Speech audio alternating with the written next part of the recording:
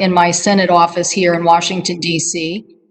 Shows the various ecosystems of the state of Washington, which we very much appreciate. I bring that up because just recently the Seattle area was named the #1 STEM economy in the United States. That is the most STEM workforce in the United States of America.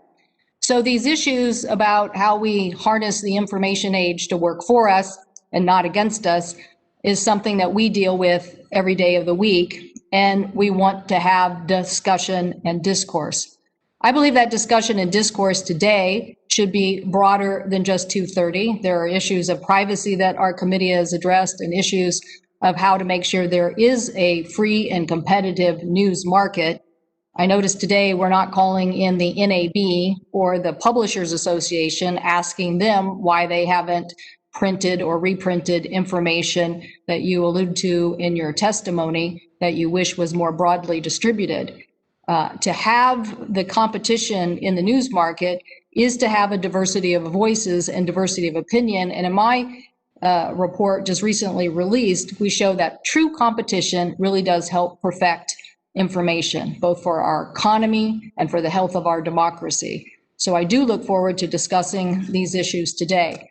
What I do not want today's hearing to be is a chilling effect on the very important aspects of making sure that hate speech or misinformation related to health and public safety are allowed to remain on the internet.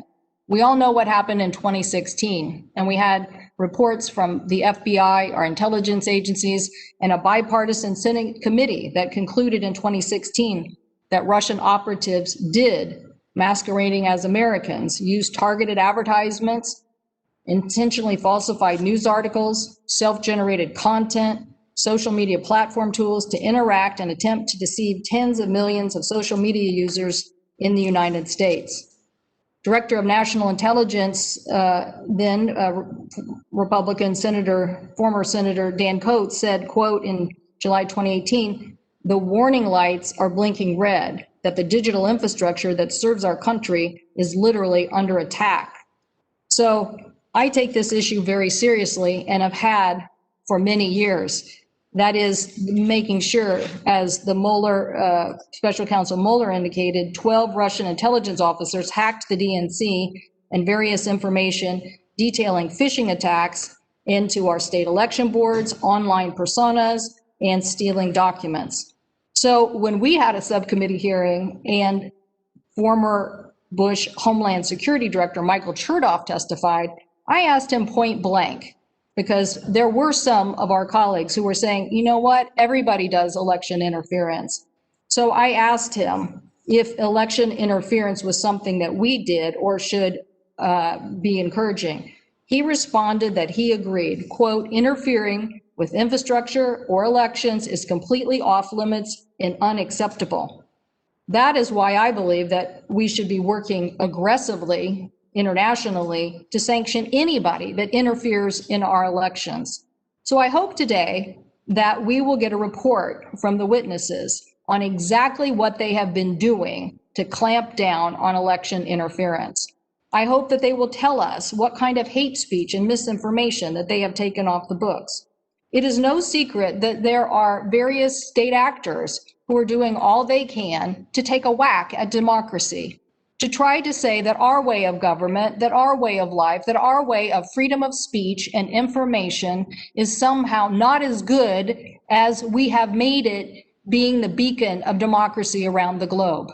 I am not going to let or tolerate people to continue to whack at our election process, our vote by mail system, or the ability of tech platforms, security companies, our law enforcement entities, and the collective community to speak against misinformation and hate speech.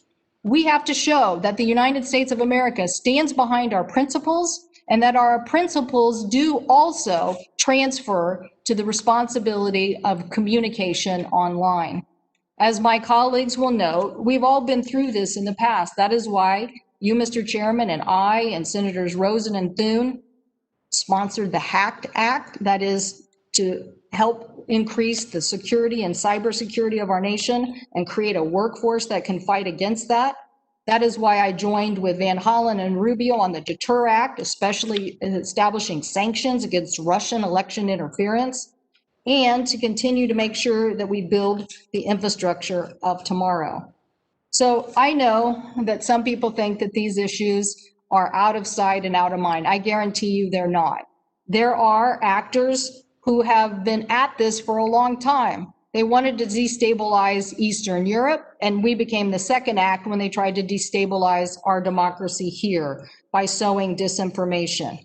I want to show them that we in the United States do have fair elections. We do have a fair process. We are going to be that beacon of democracy.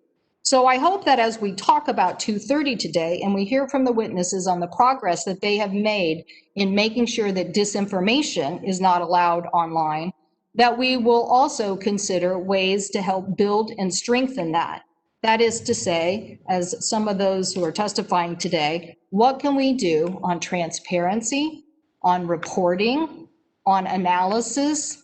And yes, I think you're going to hear a lot about algorithms today, and the kind of oversight that we all want to make sure that we can continue to have a diversity of voices in the United States of America, both online and offline. I do want to say, though, Mr. Chairman, I am concerned about the vertical nature of news and information. Today, I expect to ask the witnesses about the fact that I believe they create a choke point for local news. The local news media have lost 70% of their revenue over the last decade, and we have lost thousands of journalistic jobs that are important. It was even amazing to me that the sequence of events yesterday had me being interviewed by someone at a newspaper who was funded by a joint group of the Knight Foundation and probably Facebook funds to interview me about the fact that the news media and broadcast has fallen on such a decline because of loss of revenue as they've made the transition to the digital age. Somehow we have to come together to show that the diversity of voices that local news represent need to be dealt with fairly when it comes to the advertising market, and that too much control in the advertising market puts a foot on their ability to continue to move forward and grow in the digital age. Just as other forms of media have made the transition, and yes, still making the transition, we want to have a very healthy and dynamic news media across the United States of America. So I plan to ask the witnesses today about that. I wish we had time to go into depth on privacy and privacy issues, but Mr. Chairman, you know, and so does Senator Thune and other colleagues of the committee on my side, how important it is that we protect American consumers on privacy issues. That we're not done with this work, that there is much to do to bring consensus in the United States on this important issue. And I hope that as we do have time or in the follow-up to these questions, that we can ask the witnesses about that today. But make no mistake, gentlemen, thank you for joining us.